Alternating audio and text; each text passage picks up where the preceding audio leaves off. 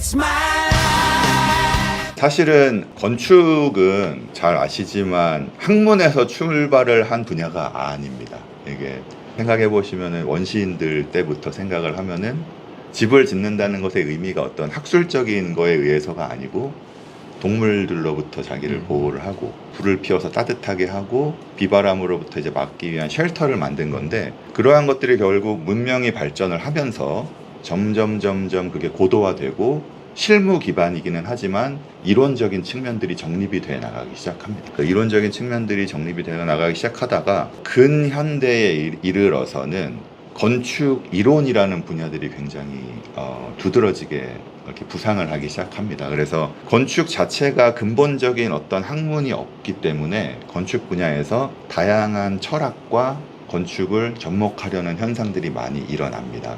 그래서 예를 들자면 한 두 가지만 말씀드리면은 20세기 초반에 건축에 굉장히 중요한 화두 중에 하나로 공간이라는 것이 떠오르거든요. 공간이라는 개념이 이제 드러나게 되면서 거기에 대한 담론들도 조성이 되고, 근데 공간이라는 것이 너무 좀 어떻게 보면은 무한 확장적이고 무균질하고 이런 측면들이 있다 보니까 어느 순간에 이르러서는 그것이 장소성이라는 것에 대한 강조로 되게 바뀝니다. 아주 일반적으로 어디에나 지을 수 있는 그런 공간이 중요한 것이냐? 아니다. 그런 로컬리티와 특정 장소의 맥락을 중요하게 생각하는 장소성이 중요하다라는 개념들이 등장을 하게 되는데, 예를 들자면은 이러한 이론들을 이렇게 강조하기 위해서 끌어다가 쓰여지는 철학자가 하이데거 같은 경우가 있습니다. 하이데거가 그의 저서에서 그런 드웰링, 그러니까 주거와 거주의 의미, 장소성 같은 것들을 굉장히 강조하거든요. 그러니까 쉽게 말하면 그런 거죠. 건축 쪽에서 봐라, 이런 유명한 철학자도 이런 얘기를 했는데 이것을 건축과 접목해서 설명을 하면은 우리가 현재 하고 있는 활동이나 현상들을 이렇게 설명할 수 있지 않냐, 이런 분야가 하나가 있을 것 같고요. 또 한 가지 예로는 이제 두 가지를 말씀드린다고 했는데 현상학 같은 부분들이 굉장히 많이 접목이 됩니다. 그래서 저도 현상학이 어려워가지고 정확하게 이해는 하고 있지는 못하지만 이런 사람들의 어떤 감각, 체화되는 경험들을 굉장히 중요하게 생각하는 이런 학문으로 알고 있습니다. 근데 그래서 건축물, 특정 건축물을 설계를 할 때도 이 사람들이 그 장소 안에서, 그 공간 안에서 이 건축물을 어떻게 느낄지, 그러니까 시각적 감각뿐만이 아닌 거죠.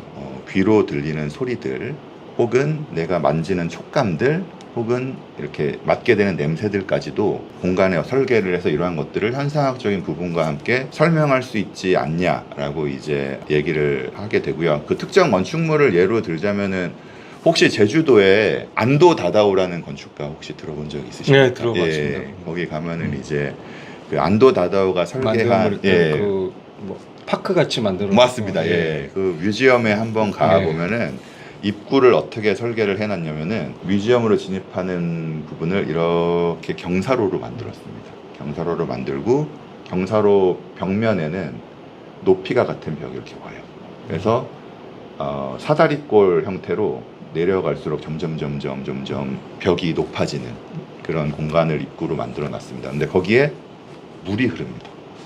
벽면에. 그래서 진입을 할 때는 이 정도 높이에서 물이 쫄쫄쫄쫄 흐르는 소리가 나다가 점점 깊이 들어갈수록 내가 박물관에 진입하는 시점이 되면은 쏴 하는 소리가 들으면서 거의 폭포에 가까운 그런 높이를 형성을 해요. 그러니까 예를 들자면 이런 공간의 진입감, 사람이 들어갈 때 시각적인 것뿐만 아니라 그런 그럼요. 이러한 것들을 설계하려는 그런 시도들이, 그런 것들이 어떻게 보면 이제 현상학적인 그런 그런 철학적 측면으로 흐름으로 받아들여질 수 있고, 맞습니다. 최근의 건축들이 그런 경향들이 많이 있다 이렇게. 그럼 이제 시대적인 어떤 그건 사후적 해석일 수도 있겠네요. 그럴 수 있습니다. 근데 그 철학이라는 것이 또 뭐 사후적으로 규명된다 하더라도 그 당시에 있는 사람들의 생각을 좀 지배하는 가치관이나 문화적 양식이니까 맞습니다. 그럴 수도 있겠네요. 저는 평소에 이제 건축이라는 것이 공간을 구획하는 것이다. 그리고 그 공간에는 제가 만든 표현인데 공간은 이제 시간을 담는 일종의 그릇 아닐까. 저 동의합니다. 그 건축물을 보면 예를 들어서 우리가 어렸을 때 살던 동네 가서 옛날 집이 없어지면 되게 뭔가 마음이 허하고 옛날 내 추억이 다 없어지는 것 같고 근데 옛날 살던 그 어떤 곳에 갔었는데 그 집이 됐든 뭔가 남아 있으면 그때의 시간이 다시 나한테 다가오는 것 같고 그래서 제 생각에 이제 공간은 시간을 담는 일종의 그릇과 같은 거 아닐까. 동의합니다. 그래서 그 공간이라는 것을 어떻게 만드는 거냐는 건 상당히 중요한 문제일 수도 있겠다. 특히 우리나라 같이 그냥 아파트 공화국이라는 말이 듣고 오죽했으면 아파트 노래까지 했을까. 그만큼 이제 공간을 구성하는 그런 철학이 좀 없는 사회가 아닐까 비판적으로 본다면 그런 측면에 있어서 교수님의 의견은 어떠신지 철학적 의견으로 봤을 때. 네, 저도 아파트 공화국이라는 말씀에 굉장히 동의합니다. 그게 실제로는 책 제목으로 알고 있습니다. 네, 저도 거기서 본 것 같아요. 그래서 그게 그 프랑스의 어떤 발레리 줄레조라는 사람이 있는데 이 사람이 이제 한국에 왔다가 굉장히 놀란 거예요. 왜냐하면은 유럽에서는 이런 높은 공동주택들이 그리 잘 사는 사람들이 살지 맞습니다. 않는 주거의 형태. 유럽은 대부분 흔히 말하는 이제 취약계층, 빈곤계층 임대주택들이 대부분 고층 아파트들이 많다 보니까.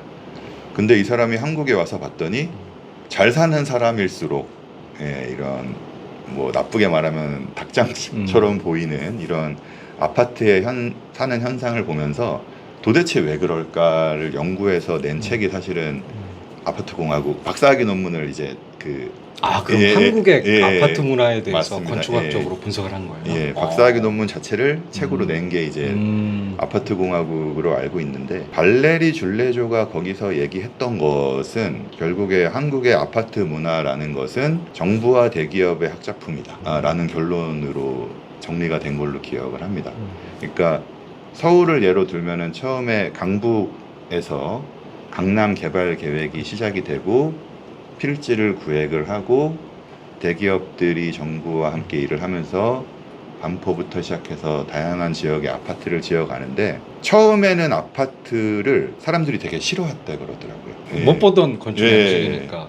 심지어는 이제 다 1층이나 2층에서 사시던 분들이니 어떻게 저렇게 사람이 공중에서 살 수가 있는가?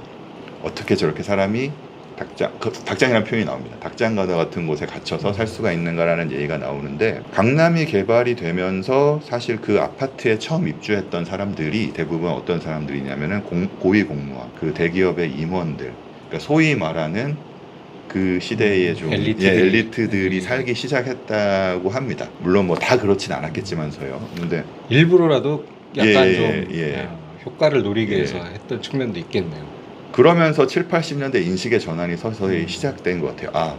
잘 사는 사람들은 아파트에 사는구나라는 인식들이 점점 형성이 되고 발레리 줄레조가 또 한 가지 한 말은 그분은 이제 한국에 두 가지 종교가 있다고 얘기를 해요. 종교의 본질은 그거 아닙니까? 기적을 보여주는 것. 기적을 보여주는 건데 그 두 가지 종교가 뭐냐면은 교육과 부동산. 교육 같은 경우에도 기적을 보여주죠. 내가 없이 태어났어도 공부를 열심히 해가지고 내 인생을 바꿀 수 있는 기회가 생기는 셈이고 부동산도 하루 자고 일어나면 오르고 하루 자고 일어나면 오르고 이런 현상들이 사람들에겐 기적처럼 느껴졌다고 합니다. 그러니까 그러한 것들이 어떻게 보면은 복합적으로 강남이 또 인프라가 많이 학교들도 많이 왔잖아요. 그리고 이러한 것들이 복합적으로 되면서 그런 아이덴티티를 만들어 왔다고 생각을 하고 그러다 보니까 사실은 뭐 인구주택 총조사 같은 걸 해보면은 아직은 아파트에 사는 사람들이 전 우리나라 사람들이 100명이라고 하면은 한 55명 정도 절반 조금 넘게 아파트에 살고 이거는 전세적으로 이렇게 많은 나라는 없지 않나요? 없다고 생각을 합니다. 그리고 나머지 분들이 이제 소위 말하는 뭐 다세대 다가구주택, 단독주택 이런 데 살고 있는데 아파트가 들어서면서 사실은 그러한 풍경들이 많이 사라지고 있고 서울은 말할 것도 없거니와 저 대구도 마찬가지라고 생각합니다. 대구도 아파트 사시죠? 지금 저도 아파트를 살고 있습니다만 대구도 상당히 아파트가 많이 들어서고 있죠. 맞습니다. 어떻게든 높이 짓는 게 미덕이라는 생각들이 조금 있는 것 같고요. 그러한 것들이 안타까운 것 중에 하나는 물론 좋습니다. 저는 아파트가 우리나라가 발명해낸 굉장히 훌륭한 발명품이라고 저는 생각하는 입장입니다. 근데 두 가지 점에서 이제 말씀을 드리고 싶은 게 첫 번째로는 아까 교수님께서 말씀 주셨듯이 어떤 것들은 사실은 좀 남겨놓을 가치들이 있는 부분들이 있다고 저는 보거든요. 예를 들자면은 대구 시내에 있는 어떤 그 과거 읍성이었던 주변이 너무나도 이렇게 좀 어떻게 보면 쉬운 판단으로 조금 개발이 되고 있는 게 아닌가라는 생각이 첫 번째로는 들고, 제가 생각하는 아파트의 가장 큰 문제는 그게 게이티드 커뮤니티를 만드는 측면이라고 봐요. 왜냐면은 교수님도 이렇게 생각해보면 아시겠지만 아파트의 가로를 걸으면은 다 펜스로 막혀 있습니다.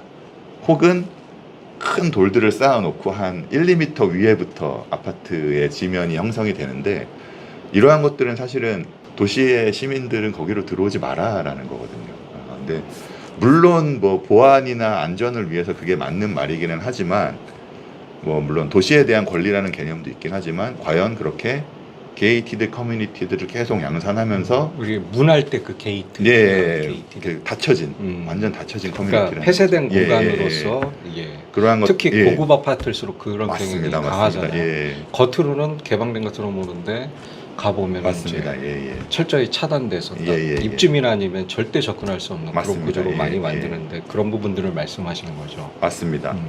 그리고 뭐 조금 부연해가지고 말씀을 드리자면은 장소성에 또 관련된 얘기가 될 것 같기도 한데, 이런 기억들이 납니다. 그러니까 얼마 전에 산불 크게 나지 않았었습니까? 산불이 크게 나가지고 저도 공공건축가 이런 활동을 하면서 산불 마을을 이제 재건하는 그런 프로젝트에 잠깐 인볼브가 된 적이 있는데, 거기 가서 주민분들, 노인분들이랑 인터뷰를 해보면은 그 장소 애착이 굉장히 강하더라고요. 그러니까 내가 불이 나서 내 집이 없어졌어도 내 집은 꼭 원래 이 위치에 지어줬으면 좋겠다. 어디 다른 데 짓는 것이 아니라. 그래서 왜냐면은 선산도 거기 있고 내가 평생 살면서 여기에 어떤 그런 기억이나 추억들이 있는 장소이기 때문에 새 집이 들어서더라도 여기였으면 좋겠다라는 말씀을 하셨던 게 있고, 또 한 가지 기억이 나는 것은 이제 보통 노인분들이 연로하시면 이렇게 요양원 많이 들어가시지 않습니까? 근데 요양원 같은 경우가 다 건물이지 않습니까? 이렇게 4층, 5층에 계시다가 굉장히 힘들게 그렇게 생활을 하시는 걸로 알고 있는데, 한 지인분의 얘기인데 요양원에 계속 몇 달간 계시다가 이제 내려오신 거예요. 밖으로 나가시려고. 근데 제일 처음 하신 일이 그 할머니께서 땅에 이렇게 무릎을 꿇으시더니 해바라기 꽃이 있었대요. 그 꽃 냄새를 이렇게 맡으시더라는 거예요. 그러니까 이게 어떻게 보면은 아파트를 짓는 것들이 세대마다 조금 다를 것 같아요. 이미 아파트가 익숙한 세대가 있을 거고 그 전 세대가 있으실 텐데, 아직은 우리나라가 그런 게 좀 중첩되어 있는 시기라고 생각을 합니다. 그러니까 개발을 하더라도 교수님 아까 말씀 주셨듯이 과거의 기억, 추억 같은 것들이 어떻게 하면은 보존되면서 세대 간에 상생할 수 있는 방법이 있을까를 사실은 좀 고민했으면 좋겠다는 생각은 하고 있습니다.